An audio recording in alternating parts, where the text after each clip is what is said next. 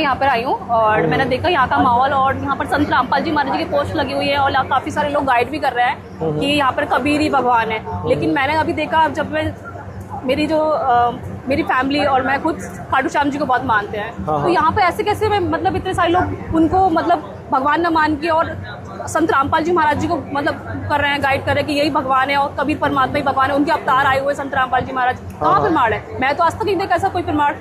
आप मुझे मतलब कैसे मतलब वो करेंगे? मैंने आपकी एक वीडियो भी देखी थी जिसमें आप कह रहे थे खाटू श्याम जी के बारे में कि खाटू श्याम जी को नहीं पूछना चाहिए, ऐसा कहाँ लिखा हुआ है? आप मुझे क्या प्रूफ करिए। सबसे पहले तो हमने जो वीडियो बनाई थी उस वीडियो के अंदर हमने प्रमाण भी दिखाए थे। संक्षिप्त स्कंद पुराण हमने खोल के दिखाया था कि खाटू श्याम जो है वो पूर्ण परमात्मा नहीं है, खाटू श्याम की पूजा हमें नहीं करनी चाहिए। और आप लोग जो भी भक्ति साधना करते हो, पूरा हिंदू समाज जो भी भक्ति साधना कर रहा है, सबसे पहले तो आप लोगों को उसका इतिहास जानना चाहिए कि कौन है खाटू श्याम, पूजनीय वास्तविकता के अंदर कौन है, परमात्मा कैसे होगा और कौन होगा, इसका पैमाना क्या है, आप मुझे बताओ। मुझे प्रूफ करके दिखाओ, कहाँ लिखा है सर? हाँ, आपको ये देखना चाहिए, हमसे ये पूछना चाहिए कि प्रमाण कहाँ पे है, तभी हम आपको प्रमाण दिखाएंगे। और आप सभी को प्रमाण ही मानने चाहिए, शास्त्रों से ही देखना चाहिए कि कौन परमात्मा है कौन परमात्मा नहीं है। ऐसे तो पता नहीं किस किस की पूजा होने लग जाएगी, राक्षसों की लोग पूजा करने लग जाएंगे और राक्षस की तो पूजा हो ही रही है। नहीं, ऐसे तो नहीं बोल सकते आप, पहले आप मुझे प्रमाण दिखाइए। आप फिर मेरे भगवान के बारे में ये खाटू श्याम जो है, इनका इतिहास बता देता हूँ आपको शॉर्ट में ही थोड़ा सा ही। ये खाटू श्याम जो है, इनका नाम है बर्बरीक। राक्षस नहीं बोल सकते? राक्षस बोल सकता हूँ क्योंकि शास्त्रों में लिखा हुआ है। भाई मैंने भगवान के रूप में मानती हूँ उनको, आप ऐसे बोल सकते हैं? ऐसा है, भगवान आप किसी को भी मान लोगे वो भगवान थोड़ी हो जाएगा। सच्चाई तो सच्चाई रहेगी, जो शास्त्र बात बोल रहे हो। तो ये बताओ संत रामपाल जी महाराज कैसे भगवान होगा? मुझे प्रूफ करिए पहले आप। ये तो नेक्स्ट प्रूफ करूंगा, पहले तो ये प्रूफ करूंगा कि खाटू श्याम क्या है, राक्षस है वो, पहले ये प्रमाणित करूंगा, उसके बाद प्रमाणित करूंगा संत रामपाल जी महाराज परमात्मा है। दिखाइए आप। ठीक है जी, ये देखिए आप आपके दर्शकों को दिखाते हैं स्कंद पुराण। ये हमारे सनातन धर्म का बड़ा ही पवित्र शास्त्र है, संक्षिप्त स्कंद पुराण। सभी आप देख सकते हैं, गीता प्रेस गोरखपुर से प्रकाशित होता है। ये देखिए आप, ये मतलब छपी आपने छपाई है किताबें? नहीं, हम क्यों छपवाएंगे, हमारा काम छापने का थोड़ी है। छाप तो मतलब ये तो गीता प्रेस आपने कॉपी पेस्ट करा लियो कहीं से। पब्लिकेशन भी कोई चीज होती है ना, पब्लिकेशन देखिए एक बार यहाँ पे, ये क्या लिखा हुआ है, गीता प्रेस गोरखपुर से प्रकाशित। कहाँ से छपती है ये? गोरखपुर से। गोरखपुर की मान्य है, पूरा सनातन धर्म मानता है। ठीक है, अब आपको आगे दिखाते हैं खोल के। ये संक्षिप्त स्कंद पुराण है, पेज नंबर 230-230। इसमें आ जाते हैं भीमसेन एक यात्रा पे जा रहे थे, उस समय उनको ये बर्बरीक से उनका आमना सामना हो जाता है और भीमसेन से उनकी लड़ाई हो जाती है। ये देखिए, भीमसेन ने कहा क्रूर राक्षस अधम। कहाँ से आ गया भीमसेन? तो मुझे तो खाटू श्याम के बारे में जानना है ना। खाटू श्याम कब थे? आपने खाटू श्याम को मतलब मैं भगवान मानती हूँ, आप प्रमाण दिखाओ ना। भीमसेन कहाँ से आ गया? खाटू श्याम कब थे, किस समय थे खाटू श्याम, पता है आपको कुछ? कलयुग से ही हम लोग मतलब मानते आ रहे हैं उनको। नहीं, खाटू श्याम कब थे, क्या किस समय आए थे पृथ्वी के ऊपर? कलयुग में ही अभी तक मान्यता। कलयुग में नहीं आए थे, ये आए थे द्वापर युग के अंदर। और ये महाभारत के समय की बात है। ये भीम का पोता था ये बर्बरीक खाटू श्याम। अच्छा, भीम के पुत्र थे, घटोत्कच का पुत्र था ये खाटू श्याम बर्बरीक। 6 सालों से हम लोग उनको मान रहे हैं, मतलब काफी। आप यही तो समस्या है ना कि आप लोग देखा देखी भक्ति कर रहे हो, आप लोग प्रमाण तो देखते नहीं हो। और आपके जो नकली पाखंडी गुरु बैठे हैं वो आपको ये शास्त्र खोल के दिखाते नहीं है, और आप लोग अंधभक्ति के अंदर लगे हुए हो। और हम सच्चाई दिखा रहे हैं तो उसमें आप सोचो क्वेश्चन करते हो। प्रमाण दिखा रहे हैं हम तो आपको, एक बार पूरा तो देखो। आप आ जाओ भाई। भीमसेन ने कहा क्रूर राक्षस अधम, तू क्यों ऐसी कठोर बातें कहता है? ये क्रूर राक्षस अधम मतलब राक्षसों में भी नीच। किसको बोला? ये किसको बोला? ये बोला है बर्बरीक को कि क्रूर राक्षस अधम। आगे देखिए यहाँ पे, ये पेज नंबर 231 है, ये देख लीजिए पेज नंबर 231। यूं कहकर बर्बरीक ने ईंटें उठा लिए और भीम के मस्तक को लक्ष्य करके फेंकना आरंभ कर दिया। अंत में बर्बरीक ने भीमसेन को उठा लिया और जल में फेंकने के लिए समुद्र की ओर चल दिया। समुद्र के किनारे पहुंचने पर भगवान शंकर ने आकाश में स्थित बर्बरीक से कहा, राक्षसों में श्रेष्ठ महाबली बर्बरीक। देखिए भगवान शंकर ने इनको क्या कहा कि राक्षसों में श्रेष्ठ महाबली बर्बरीक, वो राक्षस थे। ये जो बर्बरीक थे, कहाँ से आ गया? मतलब इसमें खाटू श्याम तो नाम ही नहीं है इसमें। कमाल की बात हो गई, इतनी सारी भक्ति कर रहे हैं, वो भी अंध भक्ति। और आपको एबीसीडी नहीं पता। बर्बरीक का पहली बार सिखा रहे हो आप मुझे। बर्बरीक खाटू श्याम सुना मैंने। अरे बर्बरीक का ही तो नाम खाटू श्याम है, बर्बरीक तो खाटू श्याम कहलाए हैं कलयुग के अंदर। अब यही तो समस्या है ना कि आप लोगों के पाखंडी गुरु हैं, शास्त्र तो खोल के दिखाते नहीं है, अंध भक्ति आप करने में लगे हुए हो, आंख बंद करके चल देते हो मुंह उठा के कहीं भी। और आज हमारे गुरु जी की दया हुई है संत रामपाल जी महाराज जी की, जो ये शास्त्र खोल के आपको दिखा रहे हैं। ये देखिए, ये बर्बरीक की खाटू श्याम है। राक्षसों में श्रेष्ठ महाबली बर्बरीक। देखिए भगवान शंकर ने इनको स्पष्ट कर दिया कि ये तो राक्षसों के अंदर है, ये तो एक राक्षस है। आप इसे कैसे इनकी पूजा करें? राक्षस की पूजा करोगे आप? अब हम आ जाते हैं पेज नंबर 233 233 में। अब यहाँ पे आप इस प्रसंग को पढ़िए। राजा युधिष्ठिर का यह वचन सुनकर अर्जुन बोले, महाराज भीष्म आदि महारथियों ने जो प्रतिज्ञा या घोषणा की है वह सर्वथा असंगत है, क्योंकि विजय और पराजय में पहले से किया हुआ निश्चय झूठा ही होता है। इनकी कोई बातें चल रही थी जो योद्धा थे महाभारत के, उनके प्रसंग को लेकर। तो अर्जुन की यह बात सुनकर घटोत्कच के पुत्र, ये देखिए घटोत्कच का पुत्र, ये भीम का पुत्र था घटोत्कच, और घटोत्कच का पुत्र था ये बर्बरीक। सुनकर घटोत्कच के पुत्र बर्बरीक ने कहा, इस राक्षस ने कहा, महात्मा अर्जुन ने जो प्रतिज्ञा की है वह मुझे नहीं सही जाती, क्योंकि इनके द्वारा दूसरे वीरों पर महान आक्षेप हो रहा है। अतः अर्जुन और श्री कृष्ण सहित आप सब लोग चुपचाप खड़े रहे। ये देखिए कृष्ण जी वहाँ पे खड़े थे। उस समय कृष्ण जी पांडवों के भी गुरु थे और अन्य व्यक्तियों के भी वहाँ पे वो गुरु थे, लेकिन इस बर्बरीक राक्षस को इतनी भी तमीज नहीं थी बोलने की। इन्होंने क्या बोला कि कृष्ण जी आप सब लोग तो चुपचाप खड़े रहे। मतलब श्री कृष्ण को बोल रहे हैं, श्री कृष्ण जी को इन्होंने ऐसा बोला। ये तो बदतमीज राक्षस था, आपने इसको भगवान कैसे मान लिया। इन्होंने कृष्ण जी के साथ में बदतमीजी करी, ये राक्षस थे, इन्होंने बदतमीजी करी। क्या बोला कृष्ण जी को, श्री कृष्ण सहित आप सब लोग चुपचाप खड़े रहे, मैं एक ही मुहूर्त में भीष्म आदि सबको यमलोक पहुंचा दूंगा। ठीक है, अहंकार युक्त था। किसने बोला? बर्बरीक ने, खाटू श्याम ने। अच्छा, कृष्ण जी को बोला कि तुम तो चुप खड़े रहो और मैं सबको खत्म कर दूंगा। अहंकारी व्यक्ति था ये, बर्बरीक राक्षस था, इस वजह से इसके अंदर अहंकार बहुत ज्यादा था। तो नहीं बोल सकते आप हमारे भगवान को राक्षस, ऐसे। कमाल की बात है, शंकर जी इनको राक्षस कह रहे हैं, वो ठीक है। नहीं, आप ये तो हमारे भगवान भगवान है ना, आपके लिए राक्षस। आप कमाल की बात आप है। हमारे भगवान के बारे में ऐसा नहीं बोल मैं सकते। नहीं बोल रहा, शंकर जी ने बोला है ना, भगवान शंकर ने बोला राक्षसों में श्रेष्ठ। देखो भीम ने क्या बोला, राक्षसों में नीच। और क्या बोल रहे हैं इनको हम, देवता बोल रहे हैं इनको हम। ये देखिए आप, अब आपको यहाँ दिखाते हैं, पेज नंबर 234 आ गया, ये 234। अब पहली बार तो कृष्ण जी ने इनकी गलती पे इन्हें माफ कर दिया, अब दोबारा इन्होंने यही अहंकार किया कृष्ण जी के सामने। इनको तमीज भी नहीं थी कि अपने से बड़ों के सामने कैसा शिष्टाचार, कैसा व्यवहार होना चाहिए। और ऐसे मूर्खों की पूजा करते हैं क्या, जिनको बोलने की भी तमीज नहीं है, अपने से बड़ों से बात करने की तमीज नहीं थी, और तुम इसकी पूजा कर रहे हो। ये देखो, मैं 2 ही घड़ी में इन सब शत्रुओं को तीखे बाणों से मार गिराऊंगा। फिर वही अहंकार से युक्त बात कर दी कृष्ण जी के सामने कि मैं 2 ही घड़ी में इन सभी शत्रुओं को तीखे बाणों से मार गिराऊंगा। बर्बरीक खाटू श्याम ने ज्यों ही उपयुक्त बात कही, त्यों ही श्री कृष्ण ने कुपित होकर अपने तीखे चक्र से बर्बरीक का मस्तक काट गिराया। देखिए यहाँ पे क्या लिखा हुआ है, बर्बरीक का मस्तक काट के फेंक दिया कृष्ण जी ने। क्या ये शीश के दानी थे? कहते हैं ना वे तो शीश के दानी थे, ये तो बड़ी बड़ी कपोड़ मार दी, बर्बरीक का मस्तक काट गिराया। पहले ये पढ़िए आप कि कृष्ण जी ने कुपित होकर, क्रोध होकर अपने तीखे चक्र से बर्बरीक का मस्तक काट गिराया। अब ये बताओ, ये शीश के दानी कैसे थे? इतनी बड़ी झूठ कपोड़ कहते हो आप लोग, और आपके पाखंडी गुरुओं ने ये बातें फैला रखी हैं कि वो तो शीश का दानी था, वो तो हारे का सहारा था। ये हारे का सहारा है हम लोगों ने। और नहीं, मुझे ये बताओ, ये बात इसमें लिखी हुई है ना, मस्तक काट गिराया, काट गिराया, लेकिन काट गिराया तो काट गिराया। यही पता है कि खाटू श्याम भगवान है, और मतलब खाटू श्याम इसमें, लेकिन खाटू श्याम के बारे सही नाम से ही हमें पता है। ऐसा है, बर्बरीक नाम बता रहे हो, इसमें तो कोई खाटू श्याम है ही नहीं नाम। बर्बरीक किसका नाम है? आपको यही नहीं पता बर्बरीक को खाटू श्याम कहते हैं? यही तो समस्या है ना, आप देखा देखी भक्ति करते हो, पाखंडी गुरुओं की बातें मानते हो। उनसे कभी आपने कोई प्रमाण मांगा? उनसे कभी आपने कोई प्रमाण मांगा? इन पाखंडी गुरुओं से कभी आपने खाटू श्याम मंदिर में कोई प्रमाण मांगा? शास्त्रों के अंदर मुझे प्रमाण दिखाएं। आप यहाँ आके 100 प्रमाण देखते हो। काफी सारे लोग वहाँ पे आते हैं और उनकी भी मनोकामनाएं पूरी होती है। नहीं, आपके परिवार में किसी ने कोई प्रमाण देखा कि इनकी शास्त्रों के अनुसार? नहीं देखा ना, यही तो समस्या है। भेड़ बकरी की तरह भक्ति करने के अंदर लगे हुए हो, और फिर अंत में नास्तिक होके बैठ जाते हो। कल को कोई बुरी घटना घट जाएगी, नास्तिक हो जाएंगे, खाटू श्याम ने कुछ नहीं दिया। खाटू श्याम तो दे ही नहीं सकता था, वो हारेगा सारा कैसे हो गया? अरे खाटू श्याम हारेगा सारा उसे कहते हैं जो दूसरों के संकटों को खत्म कर दे, वो हारेगा सारा होता है। इनकी तो खुद की गर्दन काट के फेंक दी, ये अपनी रक्षा नहीं कर पाया, दूसरों की कैसे करेगा? अभी आपको ये प्रमाण दिखाया स्कंद पुराण से, ये हमारे सनातन धर्म का पवित्र शास्त्र है। इसमें स्पष्ट रूप से दिया हुआ है कि जो बर्बरीक था, खाटू श्याम जिसको कहते हैं, ये एक राक्षस था, राक्षसों में भी नीच था, ये बहुत ज्यादा अहंकारी था, मूर्ख व्यक्ति था। नहीं भाई, इसको आप ऐसा तो नहीं बोल सकते। आप प्रमाण दिखाए, अच्छी बात है, वो आपकी किताब। इन्होंने कृष्ण जी की जो बेइज्जती करी, क्या वो मूर्खता भरा कार्य नहीं था? नहीं, कृष्ण जी की जो बेइज्जती करी, क्या वो सही थी? नहीं, वो ठीक नहीं थी, लेकिन ठीक नहीं तो फिर वो मूर्ख ना गए तो क्या गए भाई? मूर्खता बड़ा कार्य ही था। कृष्ण जी तो उस समय सभी के गुरु थे, गुरुओं की इज्जत करनी नहीं आई इसको खाटू श्याम को, तुम इसे भगवान बता रहे हो। मुझे आज तक यही पता कि खाटू श्याम मतलब भगवान है, लेकिन उनमें नाम जैसे बर्बरीक पता है, वो पहली बार सुना है भैया मैंने। आप बर्बरीक ही खाटू श्याम है, समझ लो इस बात को, कैमरे के ऊपर ये बात बोल रहे हैं। आज तक मैंने कभी सुना नहीं, पहली आप बार यही तो सुना है समस्या है ना, आपने कभी अपने उन पाखंडी गुरुओं से तो कुछ पूछा ही नहीं है, आंख बंद करके भक्ति कर रहे हो भेड़ की मैंने। तरह। जैसे हमें पंडितों ने बताया और आजकल जो लोग जा रहे हैं तो हम लोग भी देख अरे यही तो समस्या है ना, यही तो सबसे बड़ी समस्या है। हाँ। अंधभक्ति कहते हैं इसको, इन्हें ऐसे लोगों को अंधभगत कहते हैं। अंधभगत हो आप, आपने कोई शास्त्र नहीं देखे, आपने कोई प्रमाण नहीं देखा, आप तो देखा देखी भक्ति कर रहे हो, जैसे दूसरे कर रहे हो ऐसे ही आप करने में लगे हुए हो। तो हो जाती है। आप लोगों के साथ समस्या क्या है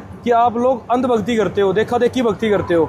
समस्या ये है, जब लाभ मिलेंगे अंधभक्ति कैसे कर लेंगे हम है। लोग? लाभ की बात बता देता हूँ। लाभ तो महाभारत के अंदर एक टटीरी पक्षी हुआ, वो टटीरी पक्षी परमात्मा, महाभारत का युद्ध छिड़ गया, उस पक्षी को रोना आ गया कि उसने बच्चे दे रखे थे, उसने अंडे दे रखे थे अपने घोंसले के अंदर, और वहीं कुरुक्षेत्र के मैदान में, ये कुरुक्षेत्र के मैदान की बात है, ये महाभारत की बात है। तो उसके बाद में जो ये टटीरी का जो पक्षी था, उसके अंडे उसके घोंसले के अंदर रखे हुए थे, और उसको बहुत ज्यादा, एक माँ थी, एक माँ को कष्ट हुआ कि यहाँ पे इतना ज्यादा युद्ध होगा और वो बच्चे मर जाएंगे उसके छोटे छोटे। तो उसने उस परमात्मा को पुकार करी, उस पक्षी ने, उस चिड़िया ने परमात्मा को याद करा, और उस परमात्मा ने ऐसी कृपा करी कि इंद्र के हाथी का घंटा वो टूट के उस टटीरी के अंडों के ऊपर आके पड़ गया। टटीरी के अंडे रखे, वो शंखा, वो घंट टूट पड़ा रे। वो परमात्मा ऐसे रक्षा करता है। तो ये देखने की बात है कि उस पक्षी के अंडों की उस परमात्मा ने उस पक्षी की भी पुकार सुन ली और उसके बच्चों की रक्षा कर ली। उस युद्ध के अंदर कोई भी जिंदा नहीं बचा था। 18 करोड़ आदमी उस युद्ध के अंदर मर गए थे, 18 करोड़ आदमी, और उस टटीरी के बच्चों की रक्षा हुई। तो जब उस परमात्मा ने एक पक्षी की सुनी ना, उस परमात्मा ने एक पक्षी की, उसकी भी रक्षा कर ली। ऐसा है, वहां जाने से जो उनकी पूर्ण हो रही है वो उनका संस्कार है, वो उनके पहले के पुण्य है, इसमें खाटू श्याम का कोई लेना देना नहीं है। और दूसरी तरफ, ये तो एक बात हो गई, दूसरी बात, जो इस संसार के अंदर ऐसे दुनिया भर के नास्तिक लोग हैं जो भक्ति करते ही नहीं है, जो ये भी नहीं जानते कौन है खाटू श्याम, कुछ नहीं पता उन लोगों को, उन लोगों की भी परमात्मा मनोकामनाएं पूर्ण करता है। और ऐसे भी दुनिया भर के केसेस हैं जो खाटू श्याम में जाते हैं और उन लोगों का एक्सीडेंट हो गया, वो मर जाते हैं। वो क्यों मरते हैं? ऐसा तो नहीं मैंने सुना, लेकिन ये देखा कि नहीं, न्यूज आ रही है, न्यूज के अंदर आता है, न्यूज के अंदर आता है। दुनिया भर के लोग श्रद्धालु जाते हैं, बहुत सारे ऐसे लोग खाटू श्याम पे गए हैं, ऐसी न्यूज आती ही रहती हैं। उनका एक्सीडेंट हो गया, वो मर गए, उनकी मनोकामना क्यों नहीं पूर्ण हुई, उनकी रक्षा क्यों नहीं हुई? बेइज्जत कर रहे हो खाटू श्याम जी को। मैं न्यूज लगाऊंगा, खाटू श्याम जी के बारे में फालतू में ऐसा बोले जा रहे हो। मैं क्या बोल रहा हूँ, ये तो शास्त्रों ने दिखाया ना कि वो राक्षस थे। देखा था ना आपने, राक्षस लिखा हुआ है, बात खत्म हुई। जो शास्त्रों में लिखा हुआ है वो सच्चाई है, मैंने अपनी तरफ से कुछ बोला अलग से? उनको तो शीश का दानी बोला जाता है। कहाँ से शीश का दानी हो गए? वो शीश काट का फेंक दिया था कृष्ण जी ने। और कृष्ण जी का अवतार है वो। कहाँ है अवतार? भैया हम लोग बोलते हैं उनको और हम भी मानते हैं उनको ऐसा। आपको ये पता था बर्बरीक का नाम खाटू श्याम है? नहीं, ये तो खैर मुझे नहीं मालूम। नहीं मालूम था ना आपको? तो आपको तो मालूम ही क्या है। कृष्ण जी को कब मतलब भगवान मानते हैं, मतलब उनके रूप में वो आए हुए, अवतार आए हुए श्याम जी, खाटू श्याम को और क्या कहते हैं? कृष्ण जी का अवतार आए हुए हैं। वो श्री कृष्ण जी के अवतार है? हाँ। कहाँ है ये प्रमाण? नहीं, प्रमाण मैंने देखा तो नहीं, लेकिन लोगों को मानना है ऐसा। और नहीं, आप बोल रहे हो कि श्री कृष्ण जी के, मतलब जैसे मैंने बोला कि श्री कृष्ण जी के अवतार ही है ये, और उनके शास्त्र में जो धनुष और इतने सारे लोग, ये खाटू श्याम जो है ये कृष्ण जी के अवतार नहीं है। खाटू श्याम जो है वो एक राक्षस थे। अब आपको दिखाते हैं कि इनको, वो राक्षस ही थे ना, राक्षस ही बोलूंगा और क्या बोलूंगा। तो वो मनोकामना पूरी हुई ऐसी हो रही है? मनोकामनाएं तो मुसलमानों की भी पूरी हो रही है, रोज बकरे काटते हैं, मनोकामना पूर्ण होती है उनकी। तो आप भी काटने लग जाओ ना। दिखाइए मुझे, आप कहाँ लिखा है ऐसे? हाँ ये देखिए, आप बेइज्जत करे जा रहे हो उसको, खाटू श्याम जी को। बेइज्जती उसको कहते हैं जो झूठ बोलते हैं। मैं तो सारा सच बोल रहा है भाई, झूठ नहीं बोल रहे, मैं रियल में मैंने वहाँ पे देखा है। वहाँ पे जाके इतने लाखों लोग जाते हैं वहाँ पे, श्रद्धालु लाखों लोग जाते हैं, क्योंकि लाखों लोग भेड़ बकरी है ना, उनको ज्ञान ही नहीं है, वो तो अंधभक्ति कर रहे हैं आपकी तरह। भाई इतनी ज्यादा भीड़ पड़ती है, यहाँ पे भी शायद इतनी भीड़ नहीं होगी, वहाँ इतना ज्यादा मतलब क्राउड रहता है। आपको अभी तक ये पता था कि बर्बरी की खाटू श्याम है?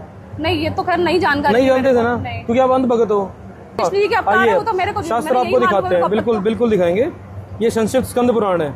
संक्षिप्त स्कंद पुराण पे दोबारा जाते हैं, गीता प्रेस गोरखपुर पे आ जाते हैं। अब ये जो पाखंडी गुरुओं की एक नई दुकान बनाई हुई है, ये कुछ लोग पाखंडी पंडितों ने एक नई दुकान बना दी है खाटू श्याम के नाम पे। भाई यहीं रख, अब इन नई पाखंडियों ने एक नई दुकान बना दी है इस खाटू श्याम के नाम पे, और बहुत बड़ा धंधा शुरू कर दिया है।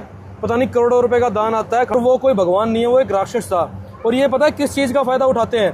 ये सिर्फ एक बात का सहारा लेते हैं कि उनको कृष्ण जी का आशीर्वाद है कि कलयुग में उनकी पूजा होगी। अब ये वही संक्षिप्त स्कंद पुराण है, पेज नंबर 236 236। इसमें ये खाटू श्याम के पिछले जन्म का जिक्र किया हुआ है जी। पिछले जन्म के अंदर खाटू श्याम बर्बरीक का नाम था सूर्यवर्चा। अब ये सूर्यवर्चा जो था, ये पिछले जन्म में भी नालायक था, मूर्ख व्यक्ति था, अहंकारी था। ये सूर्यवर्चा जो है ये बर्बरीक थे अपने पिछले जन्म के अंदर, यही बर्बरीक बने हैं आगे जाके। इनका नाम है सूर्यवर्चा। यहाँ पे देखिए, इन्होंने पिछले जन्म में भी यही मूर्खता करी थी, अहंकार से युक्त थे, इन्होंने क्या बोला, आप लोग मेरे रहते हुए मनुष्य लोक में क्यों जन्म धारण करते हैं? मैं अकेला ही अवतार लेकर पृथ्वी के भार भूत सब दैत्यों को संहार कर दूंगा। सूर्यवर्चा के ऐसे कहने पर ब्रह्मा जी क्रोध होकर बोले। ब्रह्मा जी भी नाराज हो गए थे इनसे, जैसे इनसे कृष्ण जी नाराज हो गए थे। मूर्ख, पृथ्वी का भार उतारते समय जब युद्ध का आरंभ होगा उस समय श्री कृष्ण के हाथ से तेरे शरीर का नाश होगा और इसमें संशय नहीं है। ब्रह्मा जी के द्वारा ऐसे वचन, ऐसे श्राप को प्राप्त होने पर सूर्यवर्चा ने भगवान विष्णु से याचना करी। ऐसी बातें सुनकर ये रोने लग गया, ये सूर्यवर्चा, ये बर्बरीक, ये रोने लग गया। और यहाँ से पढ़िए आप, अब विष्णु जी के आगे ये बर्बरीक रोने लग गया, हाथ जोड़कर बहुत बुरी तरह रोया। तो विष्णु जी ने बोला, यह सुनकर भगवान विष्णु ने देव सभा में कहा, ऐसा ही होगा देवियाँ तुम्हारे मस्तक की पूजा करेंगी और तुम पूज्य हो जाओगे। सिर्फ इन 2 लाइनों का सहारा लेकर ये इतने जो ये पाखंडी गुरु हैं, इन्होंने खाटू श्याम के नाम की एक दुकान ही चला दी कि तुम्हारी पूजा होगी, ऐसा वचन है विष्णु जी का। सिर्फ इन चंद वाक्यों का सहारा लेके इन्होंने एक नकली दुकान खड़ी कर दी खाटू श्याम के नाम की। विष्णु जी ने क्या कहा कि देवियाँ तुम्हारे मस्तक की पूजा करेंगी और तुम पूज्य हो जाओगे। क्या विष्णु पूजनीय है? विष्णु तो पूजनीय है ही, उनके विष्णु अवतार पूजनीय हैं, नहीं है। खाटू श्याम जी तो विष्णु तो पूजनीय है ही नहीं। जब विष्णु पूजनीय नहीं है तो ये खाटू श्याम कहाँ से पूजनीय हो जाएगा? ऐसे कैसे? विष्णु जी की खुद जन्म और मृत्यु होती है। मैं नहीं मान सकती, ऐसा हो ही नहीं सकता। आपको शास्त्रों में से भाई, प्रमाण खाटू श्याम दिखाते हैं। भगवान है और विष्णु भी भगवान है भाई। खाटू श्याम तो भगवान है ही नहीं, वो तो राक्षस है। लेकिन विष्णु जी, ऐसे नहीं बोल सकते आप खाटू श्याम जी के बारे में। विष्णु जी ही पूजनीय नहीं है।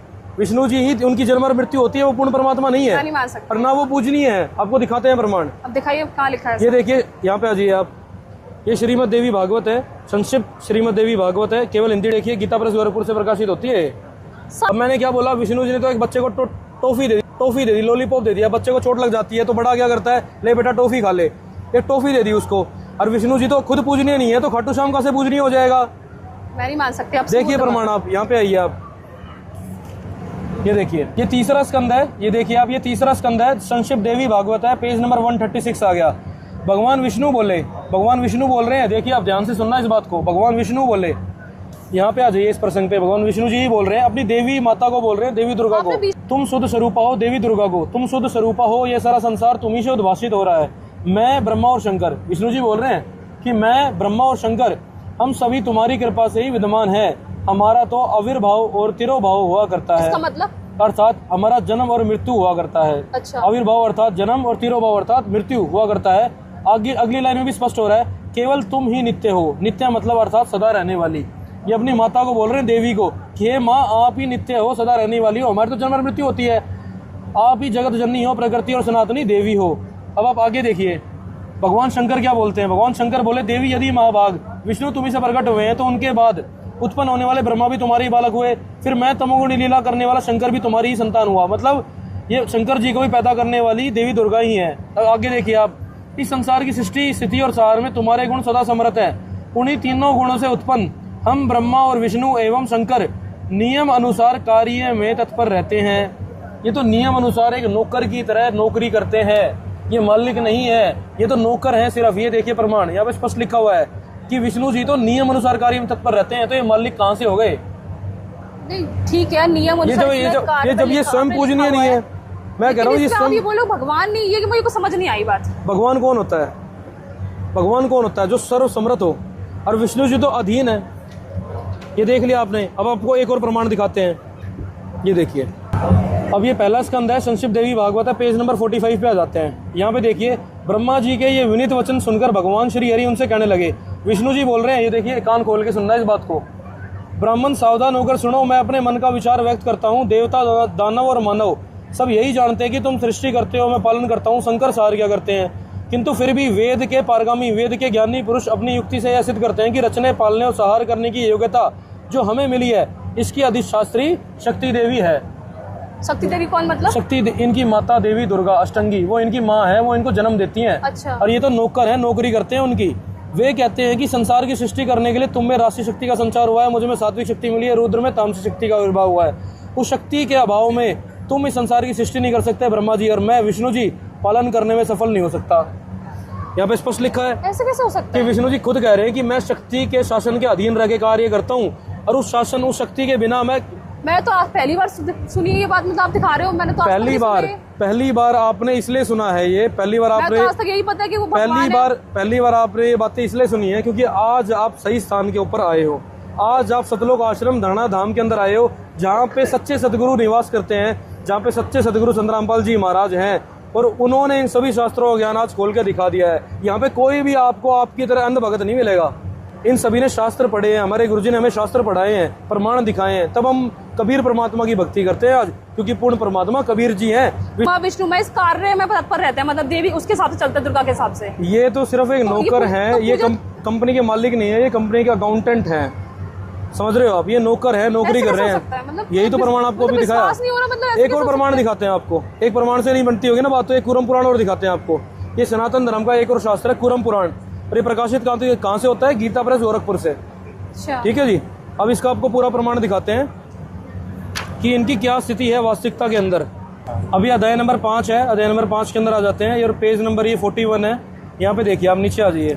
ब्रह्मा विष्णु एवं महेश, ब्रह्मा विष्णु एवं महेश तीनों का प्रकृति में लय हो जाता है। तीनों की मतलब अर्थात मर जाते हैं लोग, मृत्यु हो जाती है इन लोगों की। अच्छा। हाँ जी। पुनः काल योग से उनका आविर्भाव होना कहा जाता है, पुनः इनका जन्म किया जाता है। ब्रह्मा विष्णु महेश का तीनों की जन्म और मृत्यु होती है। ब्रह्मा जीव और वासुदेव तथा शंकर की काल के द्वारा ही सर्जना होती है। ये काल ही इनकी रचना करता है दोबारा, पुनः वही काल इनका सहार भी करता है, फिर इनको मार भी देता है। ये कैसे भगवान हो गए आपके जो मरते और जन्मते हैं? काल इनको मारने में लगा हुआ है। मतलब मैं परमात्मा तो महाकाल होता है। मतलब ब्रह्मा विष्णु महेश को तो मैं भगवान समझ रही थी आज तक, मतलब यही आज तक आपको सच्चे गुरु ही नहीं मिले थे ना, इसलिए आप फंसे हुए थे। यह काल भगवान है जो इनका पुनः दोबारा संहार भी करता है। अब नीचे पढ़िए इसको। ब्रह्मा रुद्र तथा नारायण विष्णु जी आदि बहुत होते हैं, बहुत, इनकी कोई गिनती नहीं है, इतने ज्यादा जन्मते मरते हैं। मतलब ये तो एक ही बार जन्म लेते होंगे ना, मतलब ऐसा है, ये परमानेंट तो रहते होंगे भगवान। नहीं, ऐसे क्या जन्म लेते नहीं, ये परमानेंट नहीं रहते हैं। इनको आप ऐसा समझ लेना कि इनकी आयु सीमा होती है, और उस आयु सीमा के दौरान में, जैसे प्राइम मिनिस्टर की एक पोस्ट है, 5 साल का कार्यकाल है, 5 साल बाद वो प्राइम मिनिस्टर चेंज हो जाएगा, लेकिन पोस्ट तो वही रहेगी, प्राइम मिनिस्टर ऑफ इंडिया। उनकी जगह जैसे वो मर गए, फिर उनकी जगह कौन आ जाता है? फिर उसकी जगह दूसरी आत्माओं को ये पद दिया जाता है। दूसरी आत्माओं का कहाँ से आती, मतलब कौन वो होती है? आत्मा ही आपकी और मेरी जैसी होती है, जिनके इतने पुण्य संस्कार जुड़ जाते हैं, जिनकी इतनी पुण्य की कमाई हो जाती है, उस पुण्य के एवज में उनको ये पदवी दी जाती है, ब्रह्मा विष्णु महेश की। अच्छा। हाँ जी। ब्रह्मा रुद्र तथा नारायण आदि बहुत होते हैं, ब्रह्मा विष्णु महेश तो बहुत सारे होते हैं, किंतु भगवान तो एक ही है जो कवि कहलाता है। कवि कहलाता है, ऐसा वेद का अभिमत है। वो भी कवि यहाँ से पढ़िए, वो कबीर है, कबीर। एक को ही भगवान ईश काल कबीर इति श्रुति, साफ साफ लिखा हुआ है कि एक ही भगवान है। ब्रह्मा विष्णु महेश तो बहुत सारे होते हैं, जन्मते मरते हैं, ये तो कोई परमात्मा नहीं है, लेकिन वो एक परमात्मा एक ही है, उसका नाम है कबीर। उस कबीर को हम देसी भाषा में कबीर बोलते हैं, कबीर साहिब। उस परमात्मा का नाम कबीर देव है। ये तो कलयुग में आए वो दास ही बोला है इनको तो। कबीर साहब तो नीरू जब भी वो पूर्ण परमात्मा इस सृष्टि के अंदर आते हैं, तो वो एक सतगुरु की भूमिका भी निभाते हैं, और एक भगत की भूमिका भी निभाते हैं, और एक पूर्ण परमात्मा की भी भूमिका निभाते हैं। मतलब विधवा ब्राह्मणी से जन्म हुआ था, ये ऐसा बिल्कुल ऐसा। ये कहाँ से प्रमाणित करोगे? आप कोई प्रमाण है आपके पास? 9th क्लास में प्रमाण तो है ही नहीं। 9th क्लास में कहाँ पे पढ़ा है आपने? 9th क्लास में जब पढ़ा है, किस बुक में पढ़ा है मैंने? नहीं, ये सारी का सारा कहीं पे भी ऐसा प्रमाणित ऑथेंटिकेटेड किसी भी बुक्स में ऐसा नहीं लिखा हुआ कि कबीर साहब के जो माता पिता थे वो विधवा से ऐसा उत्पन्न हुए थे, कुछ भी नहीं है ऐसा। तो आपने कहाँ से, मतलब इतने सारे लोगों को आपने भ्रमित कर रखा है, इतने सारे लोगों को बता रहे हो कि ये मुझे एक बात बताइए, महाराज भगवान है। भ्रमित तो आप तो बात की बात है, आपको अभी तक हमने जितनी बातें बताई हैं शास्त्रों से दिखाई है। नहीं, वो तो दिखाई है ना, तो ये भी हम आपको शास्त्रों से दिखा रहे हैं कि शास्त्रों में लिखा हुआ है कि परमात्मा तो एक ही, उसका नाम कबीर है। हाँ, कबीर कैसे भगवान हो गए भाई? वो दास थे। भगवान कौन होता है? भगवान सिंह लगा के आता है? नहीं, भगवान कैसे साबित होते हैं? मुझे प्रूफ करिए ना, कहाँ लिखा है? प्रूफ ही तो कर रहा हूँ। ये प्रूफ, पहला प्रूफ तो आपको दिखाई दिया, पूरम प्राण से आपको साफ साफ दिखा दिया कि उस एक परमात्मा का नाम कबीर है। अब आपको वेदों से दिखाते हैं कि उस पूर्ण परमात्मा का नाम कबीर देव है, देसी भाषा में हम उसको कबीर साहब कहते हैं, इतनी सी बात है। और वो पूर्ण परमात्मा इस सृष्टि के अंदर आता है और अपने दृढ़ आत्माओं से मिलता है, जैसे नानक देव जी को मिले, मलुकदास जी को मिले, मीराबाई को मिले, रविदास जी को मिले, और वो पूर्ण परमात्मा आके ही हमें पूर्ण आध्यात्मिक भक्ति का ज्ञान देता है। ये देखिए ऋग्वेद है, ये हिंदी भाष्य है, और ये बंडल नंबर 9 और 10 है, और ये प्रकाशित कहाँ से होता है? ये आर्य समाज से प्रकाशित होता है। प्रकाशन देख लीजिए मैडम एक बार आप ध्यान से, ये आर्य प्रकाशन है। मैंने आर्य समाज। मंडल नंबर 9 है, सूक्त नंबर 82 है, और मंत्र नंबर 1 है। जो सर्वोत्पादक प्रभु प्रकाश स्वरूप सद्गुणों की वृष्टि करने वाला, पापों के हरण करने वाला, पापों को नाश करने वाला है वो परमात्मा। ये ब्रह्मा विष्णु महेश तो अपने पाप कर्म भी नहीं काट सकते। खाटू श्याम जी होंगे, वो है पापों को ना करने वाले, उनके बारे में सुना है मैंने। खाटू श्याम जी की तो गर्दन काट के फेंक दी थी, अपनी गर्दन की रक्षा नहीं हुई उनसे। वो खाएगा वो करेंगे किसी की रक्षा, अपनी गर्दन की तो रक्षा कर ही नहीं पाए। उनकी तो गर्दन काट के फेंक दी थी कृष्ण जी ने। लोगों की भाई प्रॉब्लम को सॉल्व कर रहे हैं वो सॉल्व नहीं कर रहे हैं, वो तो परमात्मा सॉल्व कर रहा है।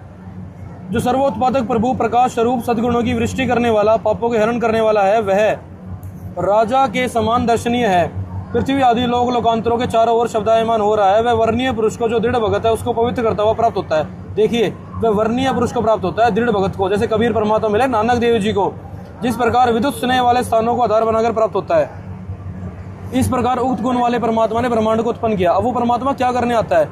हे परमात्मन, उपदेश करने की इच्छा से आप महापुरुषों को प्राप्त होते हो। ज्ञान देने के लिए, भक्ति देने के लिए वो परमात्मा आता है। और उस परमात्मा का नाम क्या है? उस ये दिखाओ कि कबीर, जो आप कबीर कबीर बोल रहे हो ना बार बार, उस परमात्मा का नाम है, उस कबीरदास है, वो तो भगवान कैसे हो गया वो? ये देखिए आप, यज्ञ करने वाले यजमानों के लिए परमात्मा। ये सूक्त नंबर 9 है, मंडल नंबर 86, मंत्र नंबर 26। यज्ञ करने वाले यजमानों के लिए परमात्मा सब रास्तों को सुगम करता हुआ, जो भगत भक्ति करते हैं, परमात्मा उनके संकटों को टालते हैं, उनके विघ्नों को मर्दन करता है और उनको पवित्र करता हुआ, और अपने रूप को साकार है परमात्मा, राजा के समान दर्शनीय है। कबीर देव उनका नाम है। अपने रूप को समझ नहीं आया, मैं दिखाई नहीं दिखाते हैं, लिखा है। अपने रूप को सरल करता हुआ वह कांतियां मैं परमात्मा कवि।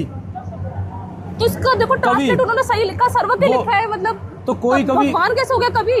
कोई कवि सर्वज्ञ होता है, और जो कवि सर्वज्ञ है तो वो परमात्मा ही है। तो कवि तो एक पोएट होता है ना, मतलब पोएट मतलब पोएम बोलने वाले उसको बोलते हैं कवि। तो ये देखिए आप, आपको सबसे पहले यही साबित करते हैं हम।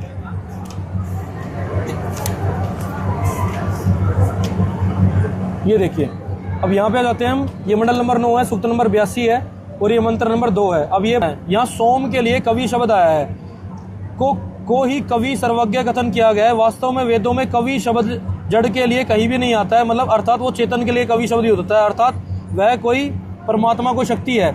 इतना ही नहीं, किंतु कबीर, मनीषी, परिभु, स्वयंभू इत्यादि वाक्यों में कवि शब्द परमात्मा के लिए ही आया है। कवि शब्द किसके लिए आया है? परमात्मा के लिए ही आया है। स्पष्ट हो गया यहाँ से कि कवि शब्द जो है वो परमात्मा के लिए आया है। इस प्रकार उक्त मंत्र में कवि शब्द से परमात्मा का ग्रहण करना चाहिए, जड़ सोम का नहीं। मतलब जो कवि वो है वो परमात्मा है, वो परमात्मा है, ये मतलब है। बिल्कुल। और ये कवि कवि सिर्फ कवि कवि नहीं है, ये कबीर है। ये देखिए ऊपर क्या लिखा हुआ है, ये वर्ड देखिए, दिखाया आपने अभी साथ। ये देखिए, और मैं आप प्रमाण करके दिखाऊंगा। ये देखिए क्या लिखा हुआ है, ये कबीर लिखा हुआ है, कबीर। हाँ, संस्कृत में कबीर लिखा हुआ है। ये कबीर है, उनका नाम है कबीर। परमात्मा कबीर सर्वज्ञ है। वो विद्युत के समान क्रीड़ा करते हुए वर्णीय पुरुष को प्राप्त होते हैं, जैसे नानक देव जी को मिले। उस परमात्मा का नाम स्पष्ट ये वेदों के अंदर दिया हुआ है कि परमात्मा का नाम कबीर है, परमात्मा कबीर।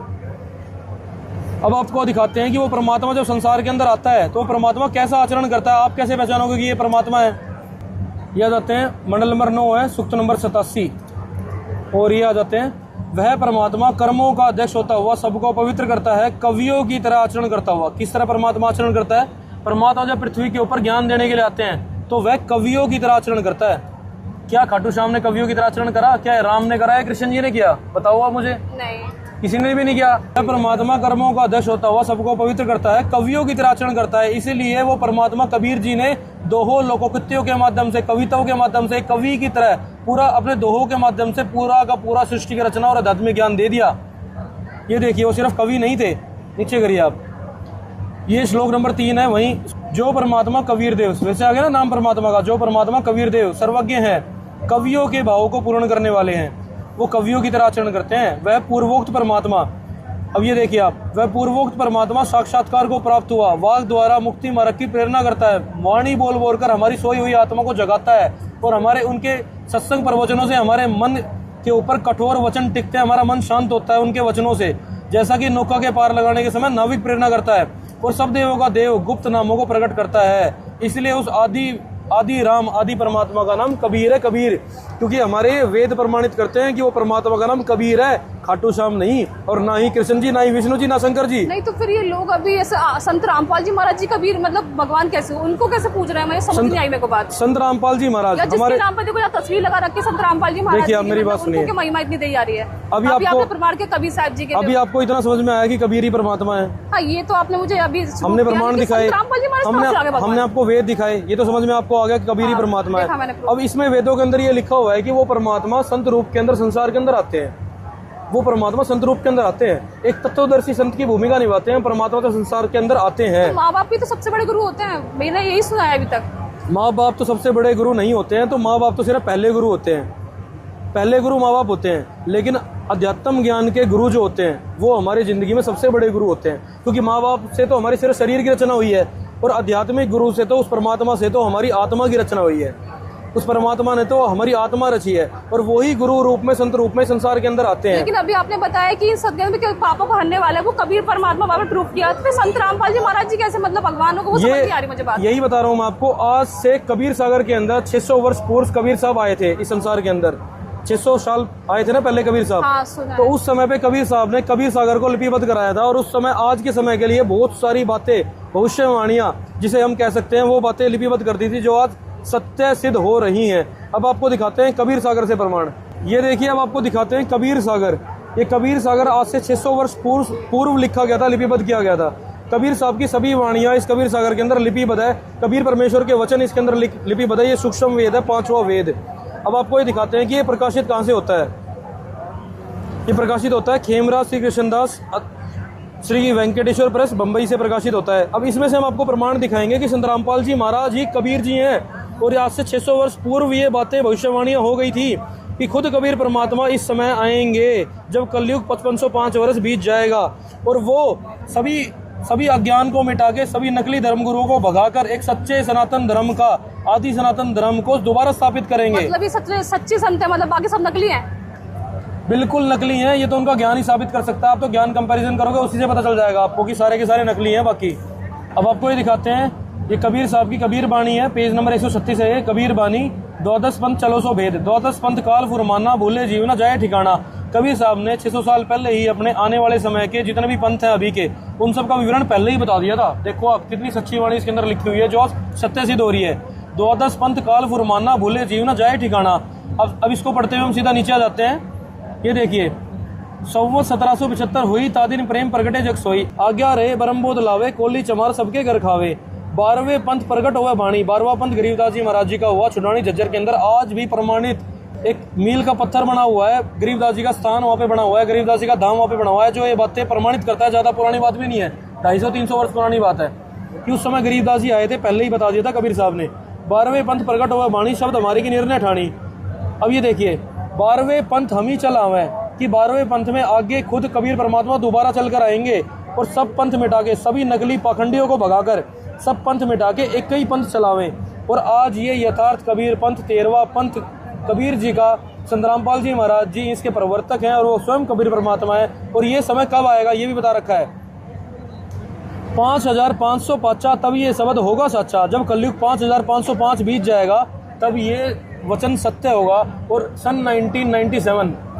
1997 में 5505 वर्ष कलयुग को बीत चुके थे, और उसी समय से हमारे गुरुजी ने खुले आम इस सार नाम की वास्तविकता का भेद देना इस संगत को शुरू कर दिया था। उस समय से ये जो मारा गया, ये पीक पे आ गया है।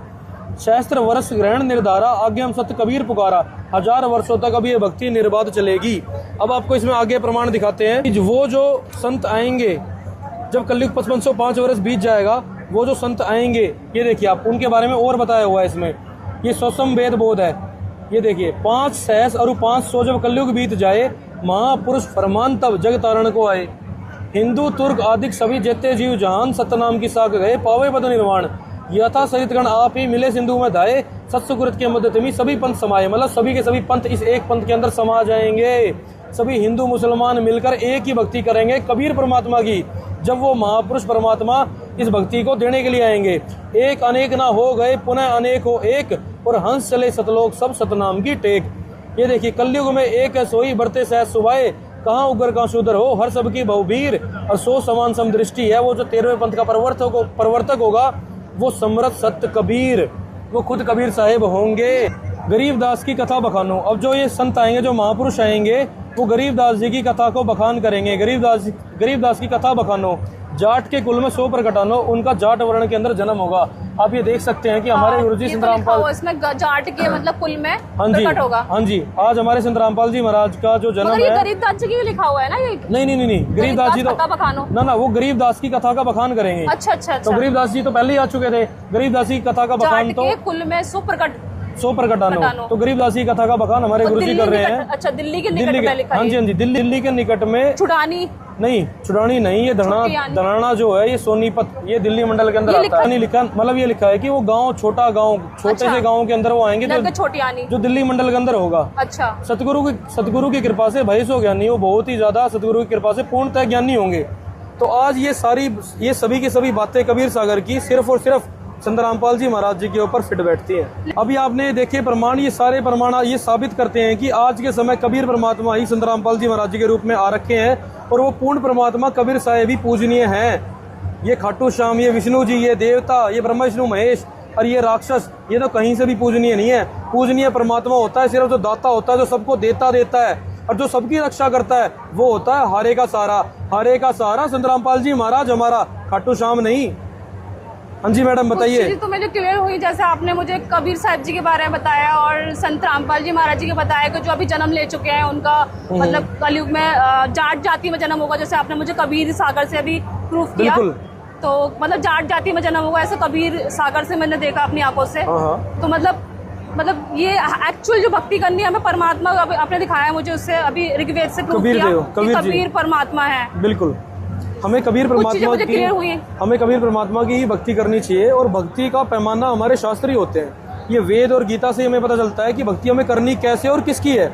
लेकिन आपने आज तक, और आपके जो पाखंडी गुरु जो बैठे हैं, ये जो खाटू श्याम के धाम को चला रहे हैं नकली पाखंडी गुरु, ये लोग कभी भी इन शास्त्रों को नहीं दिखाते। ये लोग तो अंधभक्ति का फायदा उठा रहे हैं, श्रद्धा का फायदा उठा रहे हैं। ये तो करोड़ों रुपए को लूट रहे हैं, ये लोग नकली हैं। ये लोग, इनके पास कोई शास्त्रों का प्रमाण नहीं है, कोरा नकली, और नकली इनका सारा का सारा विधान है।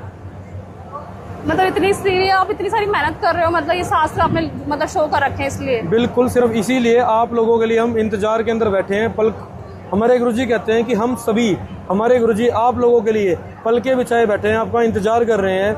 इतना मानव कल्याण की, इतने हित की हमारे गुरुजी सोचते हैं और आप सभी के लिए इतना सारा प्रयत्न कर रहे हैं आज। तभी मैं चौक गई, मैंने कि जितने भी हम मतलब हमें आशाराम जी की मैं भी गई हूँ और मतलब निरंकारी पंथ है और उसके साथ ही निर्मल बाबा जी हैं, वहाँ पे भी गई हूँ, उसके बारे में भी जानकारी लिया। वो सब तो पैसे लेते हैं, ये एक बात मुझे बताइए। किसी की नहीं लिया, खाटू श्याम जी को ही मानती थी मैं, लेकिन इतने सारे सत्संग देख के मैं चौक गई। क्या बताया जा रहा है? क्या आपने खाटू श्याम जैसा बुरा हाल यहाँ पे देखा? क्या आपने यहाँ पे इतनी अव्यवस्था देखी जितनी खाटू श्याम के अंदर होती है?